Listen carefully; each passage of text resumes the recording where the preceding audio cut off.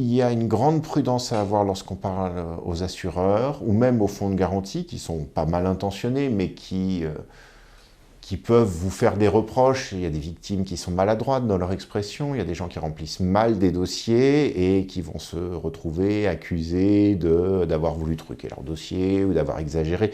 Donc, moi, je pense que plus tôt un dossier est pris en main par un juriste ou par un médecin, plus tôt on évitera ces écueils-là et on pourra avancer, la personne gagnera des mois et des mois sur son indemnisation. Je dis aux gens, vous prenez un tiroir chez vous, vous le videz, et à chaque fois que vous allez voir un médecin, à chaque fois que vous avez une ordonnance, vous la mettez dans ce tiroir. Et à un moment donné, vous ressortirez tout ça et ça constituera un dossier. Il est très important de tout garder. Depuis le ticket de parking qu'on a payé lorsqu'on a été consulté tel médecin, le ticket de train, jusque bien sûr aux factures qu'on peut payer. Ça va vite.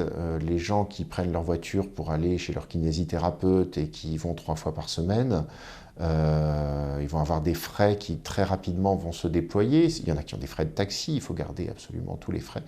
Ça c'est une chose.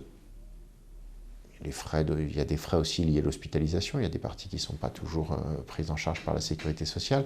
Donc vraiment, gardez chaque document, chaque certificat médical, chaque ordonnance, tout peut avoir une importance par la suite. Et même lorsque le dossier est terminé, ne pas jeter son dossier. Il y a des gens qui, 10 ans après, ont une aggravation importante de leur état de santé, qui viennent nous voir et on n'arrive pas à remettre la main sur les éléments importants de leur dossier. Donc on met au minimum ça dans un carton, dans sa cave, peu importe, mais on ne jette jamais les documents liés à son accident.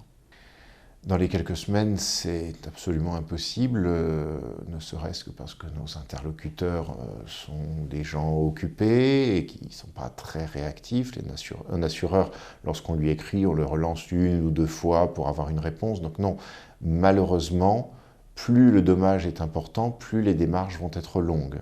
Quelqu'un qui, effectivement, parce qu'il aura été très peu blessé, acceptera la première offre d'indemnisation, son dossier va durer 2-3 mois grand maximum. Mais la majorité des gens qui viennent nous voir sont des gens qui ont réellement eu des dommages physiques ou psychiques conséquents, qui nécessitent qu'on s'intéresse à leur cas. Le simple fait de constituer leur dossier peut prendre plusieurs semaines. Il y aura des échanges avec l'avocat, il y aura des démarches parallèlement auprès des organismes payeurs. Donc on part sur des dossiers qui, selon les gens, vont durer de 6 mois à plusieurs années, avec ce paramètre important qu'on ne peut indemniser les gens que lorsque leur état est stabilisé. Ça veut dire que tant que leur état est évolutif, tant qu'ils sont en soins, tant qu'ils alternent entre chez eux et l'hôpital, tant que leur état est susceptible de s'améliorer, on ne peut pas avoir une indemnisation définitive.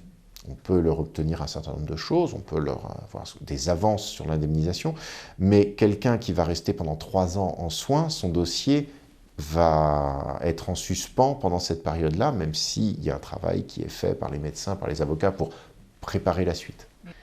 Tout dépend de quel type d'accident on a à faire. Vous avez des situations différentes selon que vous êtes sur un accident de la vie, auquel cas vous aurez une prise en charge par la sécurité sociale selon la branche maladie, avec un paiement d'indemnité journalière à peu près de la moitié des revenus de la personne pendant toute la période d'arrêt maladie, avec une prise en charge des soins.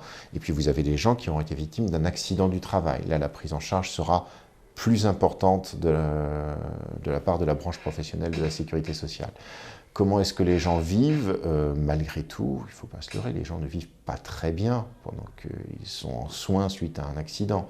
Il y a des gens qui ont des crédits en cours, il y a qui ont des difficultés en plus avec l'assureur de leur crédit, il y a des gens qui vont, pendant cette période-là, sans que ce soit économique, avoir des difficultés de couple, leur employeur ne va pas forcément voir d'un bon œil un arrêt de travail prolongé, donc il y a beaucoup d'ennuis qui peuvent se déployer.